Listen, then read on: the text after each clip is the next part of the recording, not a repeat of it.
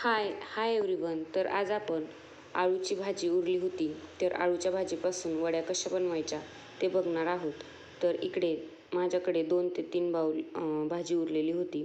तर त्यासाठी मी इकडं आता आळूच्या वड्या बनवण्यासाठी घेतल्या आहेत. तर इकडं कढईमध्ये 2 चमचे इतके तेल टाकलेलं आहे. 1 चमचा जिरं, 1 चमचा ओवा आणि 1 चमचा हळद टाकून घेतलेली आहे.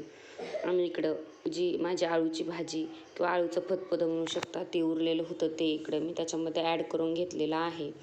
ते सगळं व्यवस्थित मिक्स करून घ्यायचं आहे. त्यानंतर आपण इकडे थोडे थोडे करून त्याच्यामध्ये जेवढे बेसनपीठ बसेल तेवढे मी इकडे टाकून घेतलेलं आहे. इकडे मी 5-6 चमचे बेसनपीठ टाकून घेतलेलं आहे. आणि त्यानंतर थोडंसं घट्टसर झालेलं दिसलं की त्याच्यामध्ये 2 ते 3 चमचे तांदळाचं पीठ ॲड करायचं आहे, म्हणजे वडी छान कुरकुरीत होते.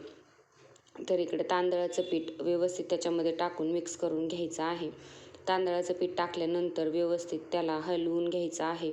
त्यानंतर आपण भाजी बनवताना मीठ टाकलेलं आहे, त्यामुळे एकदम शेवटी आपल्याला मीठ ॲड करायचं आहे. आणि इकडं त्याला झाकून ठेवून एखाद्या 2 मिनिट आपल्याला त्याला वाफ देऊन घ्यायची आहे. आणि त्यानंतर व्यवस्थित मिक्स करायचं आहे.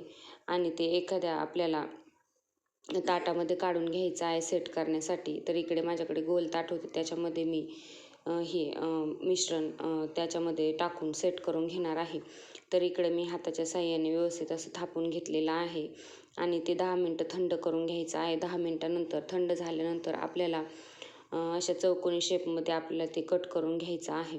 तर इकडं वड्या मी चौकोनी शेपमध्ये कट करून घेणार आहे. तर तुमच्या आवडीनुसार तुम्ही त्याला कट करून घेऊ शकता. इकडे चौकोनी शेपमध्ये सोप्या जातात, त्याच्यामुळे चौकोनी शेपमध्ये मी कट केलेल्या आहेत.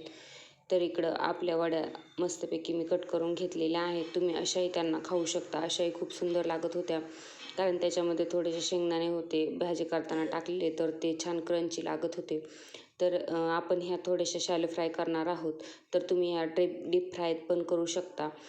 तर इकडं मी थोडंसं तव्यावरती तेल टाकून सगळ्या वड्या एक एक करून त्याच्यावरती ठेवून देणार आहे.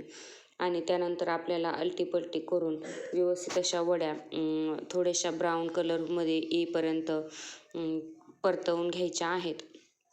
आणि त्यांना दोन्ही साईडने भाजून घ्यायचं आहे. आणि भाजून घेताना थोडे थोडे तेल आपल्याला साईडने सोडून घ्यायचं आहे, म्हणजे त्या अजिबात तव्याला चिटकत नाही. तर तुम्हाला आजची मी रेसिपी बनवली कशी वाटली कमेंटमध्ये नक्की कळवा. चला भेटूया नेक्स्ट व्लॉगमध्ये. बाय.